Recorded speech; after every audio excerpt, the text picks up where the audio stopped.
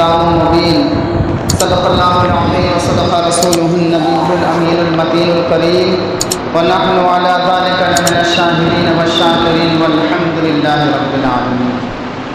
حضرات محترم، کچھ بیان کرنے سے قبل بہتر اور مناسب یہ سمجھتا ہوں کہ سبھی لوگ مل کر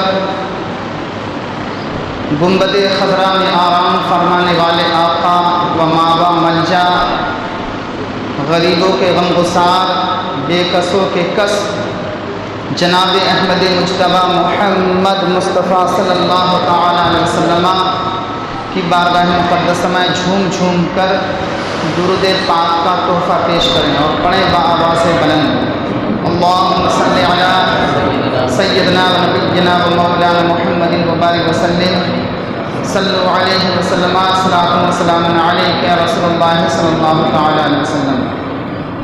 اس پنکھی کی اسپیڈ کم کر دیں۔ تو حضرات محترم، سبھی حضرات کو اس بات کی مبارک بات پیش کرتے ہیں کہ یہ ماہ ربیع النور کا مہینہ شروع ہو چکا ہے۔ آج 3 تاریخ ہے، ربیع النور ربیع الاول کی 3 تاریخ ہے، اور یہ دن بہت خوشیوں کا دن ہے، بہت ہی بابرکت دن ہے۔ سارے دن، سارے سال، سب کچھ اسی مبارک مہینے کی برکت سے ہمیں آپ کو نصیب ہے۔ اگر یہ مہینہ نہ ہوتا تو محرم، صفر، ربیع الاول، ربیع الاخر، جمادی الاولیٰ، جمادی الاخر، رجب، شعبان، رمضان، کوئی مہینہ ہمیں نصیب نہ ہو۔ اس مہینے کی برکت ہے، ربیع الاول کی برکت ہے کہ یہ سارے مہینے ہمیں نصیب ہوئے۔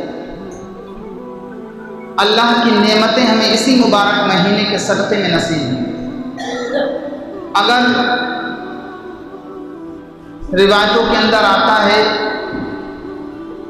کہ یہ مبارک مہینہ رمضان کے مہینے سے بھی افضل ہے، حالانکہ تمام مہینوں میں سب سے افضل ترین مبارک مہینہ رمضان کا ہے، لیکن علماء فرماتے ہیں کہ رمضان کا مہینہ بھی اس مہینے سے کم ہے، چونکہ اس میں قرآن نازل ہوا، تو اس مبارک مہینے میں اس میں اگر قرآن نازل ہوا تو اس مبارک مہینے میں وہ شخص نازل ہوا جس پر قرآن نازل کیا گیا۔ اگر حضور پر قرآن نازل کیا گیا نا، اگر حضور نہ ہوتے تو قرآن کس پر نازل ہوتا؟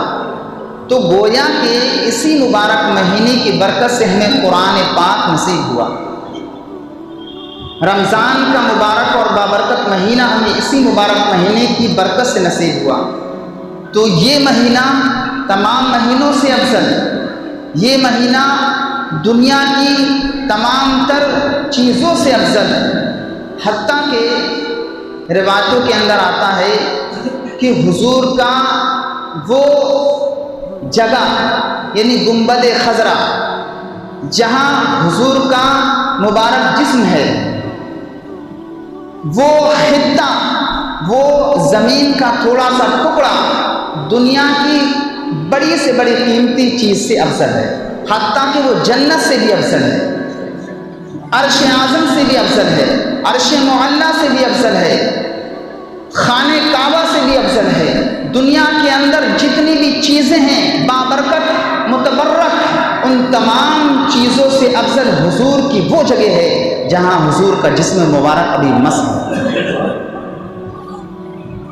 تو یہ مہینہ تمام مہینوں سے افضل، تو ہمیں اور آپ کو چاہیے جب افضل ہے اور خوشی کا مہینہ ہے تو خوشی کا اظہار کرنا بھی عبادت ہے، اللہ کی نعمتوں کا چرچا کرنا بھی عبادت ہے۔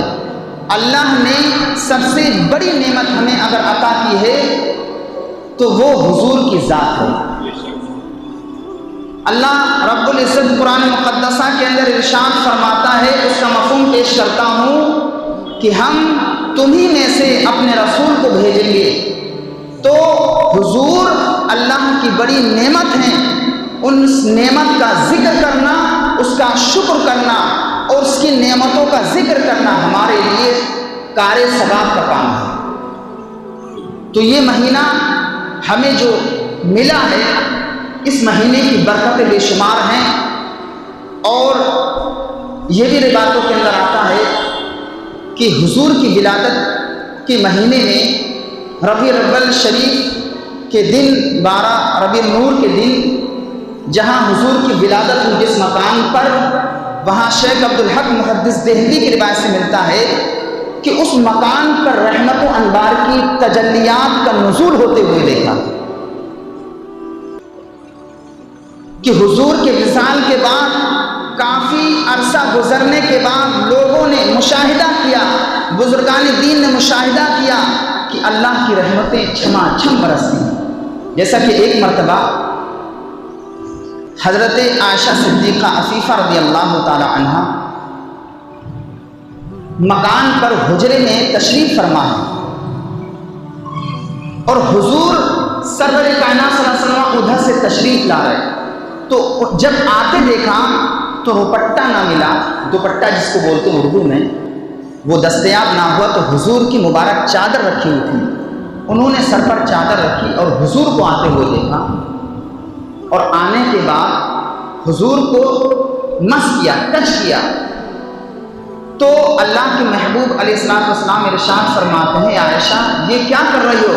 کہا یا رسول اللہ ابھی میں نے یہ دیکھا کہ آپ جب آنگن میں تھے تو مجھے ایسا لگا بارش ہو رہی ہے، لیکن آپ کا بدن تو کہیں بھیگا ہوا نہیں ہے۔ تو حضور نبی کریم صلی اللہ تعالی علیہ وسلم نے ارشاد فرمایا اے عائشہ یہ جو تم نے چادر اوڑھ رکھی ہے یہ اسی چادر کی برکت ہے کہ تمہیں یہ تجلیات ربانی دکھائی دی، یوں تو ہر وقت ہر لمحہ اللہ کی رحمتیں میرے اوپر نازل ہوتی ہیں، یہ چادر کی برکت ہے کہ آپ نے وہ رحمتیں نازل ہوتے ہوئے دیکھ لیا، اس کا مشاہدہ اپنی آنکھوں سے کر لیا، یوں تو ہر وقت اللہ کی تجلیوں کا غروب میرے اوپر ہوتا رہتا ہے۔